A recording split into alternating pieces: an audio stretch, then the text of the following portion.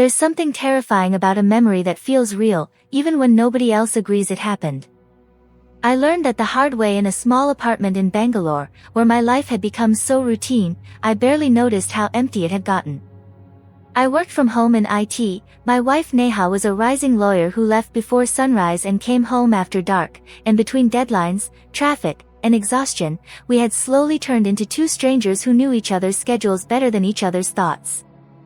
When our old house help stopped showing up without warning, Neha found a new maid through a neighbor, a woman named Mira. The first time she stepped inside our home, I felt an uncomfortable jolt. Not because she was loud or strange, but because she felt too calm, too quiet, like she had already studied the room before entering it. She didn't waste words.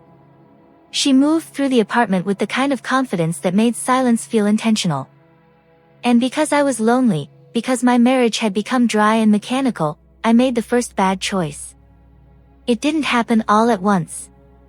It started with small conversations in the kitchen, a look held too long, a hand brushing mine when she passed me a glass of water. I told myself it was harmless, a private weakness no one would ever know about. That is how people usually ruin their lives. Not with a giant decision. With one selfish thought they keep feeding until it becomes a habit. Mira never encouraged me openly, but she never stopped me either. She had a way of making me feel noticed in a house where I had stopped feeling seen. And then one rainy evening, when Neha was supposed to be in court, I crossed the line. We were on the sofa, the windows shaking with thunder, the lights flickering, and the whole apartment felt dim and suspended, like the world outside had been cut off. I leaned in, she didn't pull away, and the moment our lips touched, the front door opened. Neha stood there in the doorway, soaked from the rain, staring at us with an expression I can only describe as cold shock. I expected shouting. I expected hatred. Instead, she looked at Mira and said something that made my stomach twist. You shouldn't have brought that into this house. Not her. That. I remember laughing nervously because I thought she was just furious and speaking nonsense, but that night was the first time I realized her fear was deeper than mine. She forgave me too quickly, which should have terrified me more than any fight would have. She only said, "End it. I don't care what happens between us, but that woman is not what you think she is." I brushed it off. I told myself she was humiliated and imagining things. I even felt guilty for a few hours, the way weak people do before they start justifying themselves again. But then Neha described Mira as an old woman with loose skin, pale hair, and eyes that looked dead from the inside. I stared at her, stunned, because the person I had seen was young, beautiful, almost glowing in the soft apartment light. That was the first crack in reality. It should have been enough to stop everything right there. But guilt has a strange way of becoming arrogance. I decided my wife was just shaken, maybe even jealous, and I kept Mira around because admitting the truth would have meant admitting I had endangered my marriage for a few moments of attention. I continued my routine, telling myself I had ended the affair, while Mira remained in the house, moving quietly through the rooms like someone who belonged there more than any of us did. Then the second thing happened, and this is where the story stopped feeling like a mistake and started feeling like a curse. It was a Tuesday afternoon when I first heard the lullaby. The fan was spinning above me, rain tapped against the balcony grill, and I had briefly dozed off after lunch. I woke up to a voice humming softly from the living room. At first it felt harmless, almost comforting, the way a mother might sing to a child. But the longer I listened, the more wrong it sounded. It was the same melody repeating again and again, slightly off-key, like the singer didn't remember the words but kept forcing them anyway. I walked toward the living room and stopped in the doorway. There was a cradle there. A red one. Small wooden frame, faded cloth, the kind of thing you would notice immediately if it had ever been in our apartment before. Inside it was a baby, maybe 1 year old, crying softly with a tired, hoarse sound. Mira sat beside the cradle, rocking it with one foot, humming that same lullaby over and over. The words were weird, almost disturbing, something about keeping the baby quiet where the water runs deep, but in that half-awake state I told myself it was probably a folk song. Then I looked at her feet. For one horrifying second, they were turned backward. Not awkwardly, not like a trick of the eye, but properly backward, as if the body had been assembled wrong. I blinked hard and rubbed my eyes, and when I looked again, the feet were normal. The baby kept crying. Mira kept singing. And I did the weakest thing imaginable. I let myself believe I was tired. Later that evening, I asked Neha why she had ignored our son all afternoon. She stared at me as if I had started speaking another language. "We do not have a son," she said. I laughed because I thought she was joking.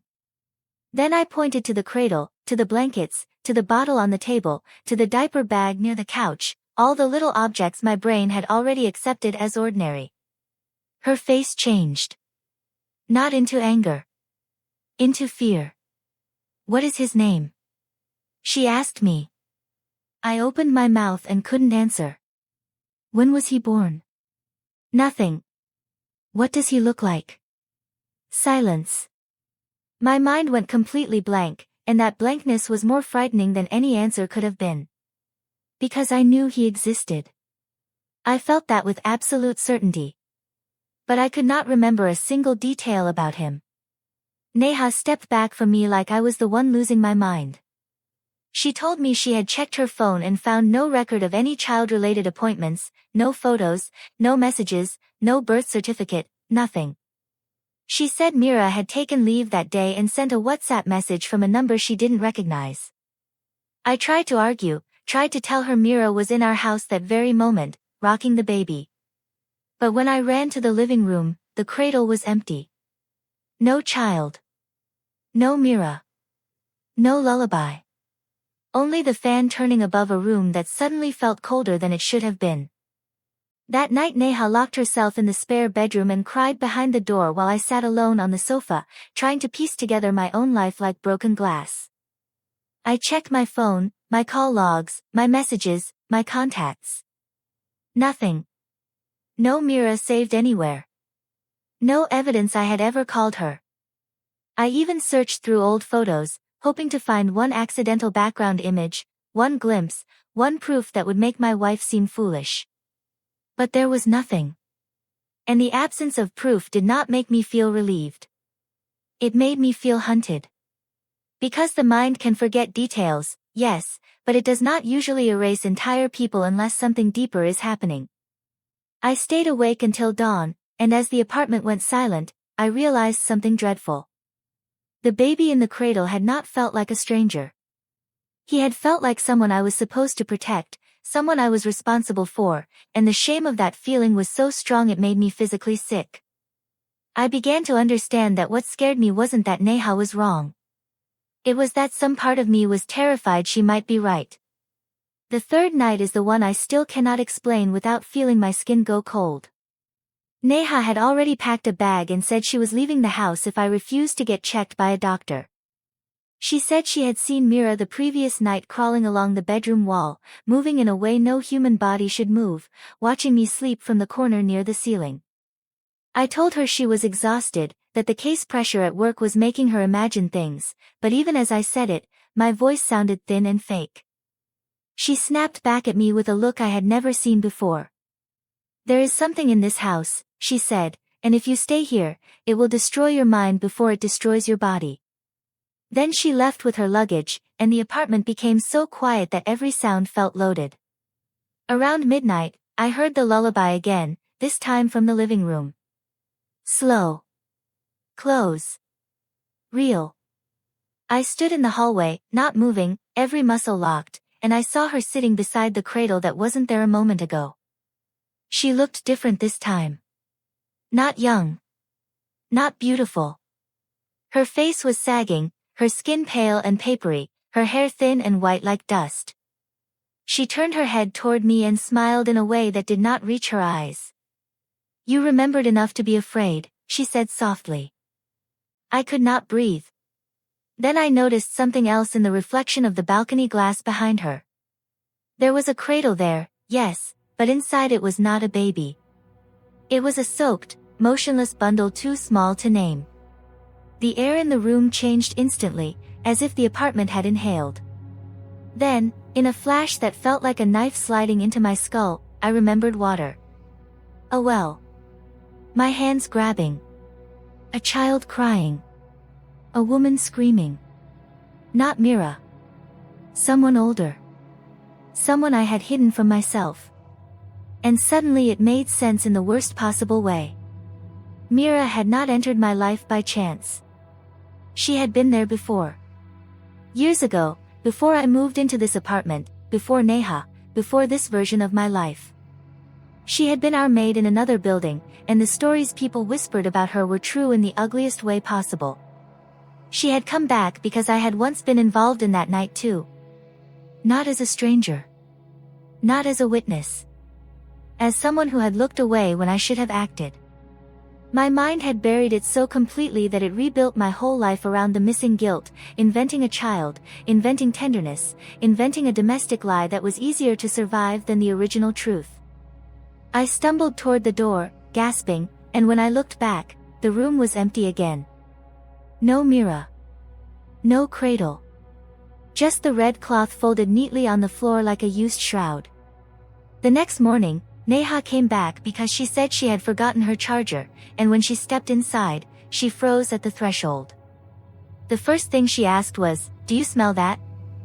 It was a wet, muddy smell, like stagnant water left too long in the sun. She searched the room, looked under the sofa, and then she stopped by the balcony door and whispered, "There was never a child, was there?" I couldn't answer. Because the answer was not simple. There had been a child. Or at least, there had been a death. Something had happened near water, and my mind had built a whole false family around the wound so I would not have to face it. Neha looked at me with a kind of pity that was worse than hatred. "You never forgot," she said quietly. "You buried it." And that is the hardest thing I have ever heard. Because sometimes the body survives by turning memory into fiction. Sometimes guilt becomes a house, and you live inside it for years without realizing the walls are made of lies. I don't know whether Mira was a ghost, a curse, or a person my damaged mind used to give shape to the horror. I only know that she was waiting for me to remember, and once I did, the house stopped feeling like a home and started feeling like a confession. That is the final truth I can live with. The scariest thing in that apartment was never the maid, never the lullaby, never the child in the cradle. It was the part of me that was willing to erase everything just to stay innocent in my own story. And if you ask me for my opinion, that is where real horror begins. Not in the dark. Not in the supernatural. But in the human ability to hide the worst thing we have ever done until we can no longer tell the difference between memory and mercy. This is one of those stories that reminds you how fragile reality can be when guilt starts rewriting it. If this stayed with you, subscribe to Dark Narrative. Some truths are better left buried, but they always come back.